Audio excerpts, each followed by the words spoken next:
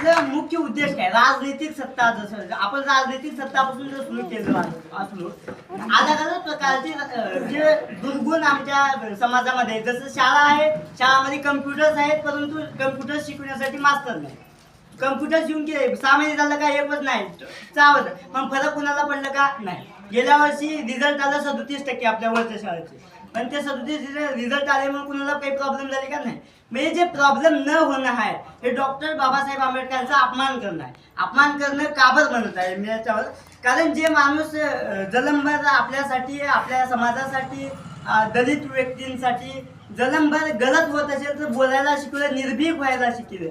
त्यांनी पूर्ण समाज कोणत्याही तर माझं पॉईंट हे आणि या पद्धती संसदमध्ये पण तुम्ही त्यांचे जाऊन वाचलो तर खूप अग्रेशन दिसते त्यांच्या बोलण्यामध्ये, त्यांच्या वागण्यामध्ये. ते अग्रेशन आपल्या हात आहे. सगळे 4 भाषणामध्ये येऊन काय बी फालतू नेता बोलले की त्याला लय भारी म्हणून सगळे जगाला जगत आहे, पहिल्यापासून होत आहे.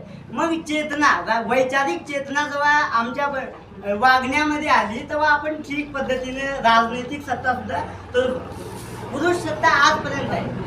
पुरुष सत्तामध्ये अलग अलग तोरण सत्ता वाटण्यात आले. कामाची सत्ता, स्वयंपाक फक्त महिलाच करावं, तमाम प्रकारची जे अलग अलग, जसं जातीचं आणि कामाचं काही संबंध नाही याच्यावर आपण हे करतो, तसं जेंडरचं आणि कामाचं काही संबंध नाही. भांडे फक्त महिलाच घालतात, याच्यावर आपत्ती कुणाला होऊ शकते, पण ठीक आहे. जेंडरचं आणि कामाचं काहीच हे नाही, आणि या गोष्टींना समजून जगणं खूप जरुरी आहे आपल्या हिशोबाने, माझ्या हिशोबाने.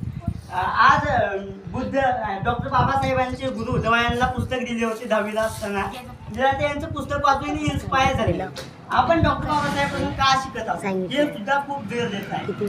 तमाम प्रकारचे आपले विचाराचा प्रसार करणं खूप जरुरी आहे. विचार माणूस, व्यक्तीपेक्षा विचार महत्वाचा आहे. भारतीय राजनीतीमध्ये आम्ही व्यक्तीला जास्त सन्मान दिलेला नाही, विचाराला सन्मान दिला. लेफ्ट राईट जेव्हा आपण दक्षिणपंथ, वामपंथ, अलग अलग विचारधारा आहेत भारतीय राजनीतीमध्ये.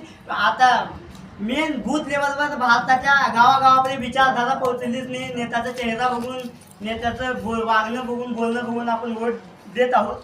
ती गलत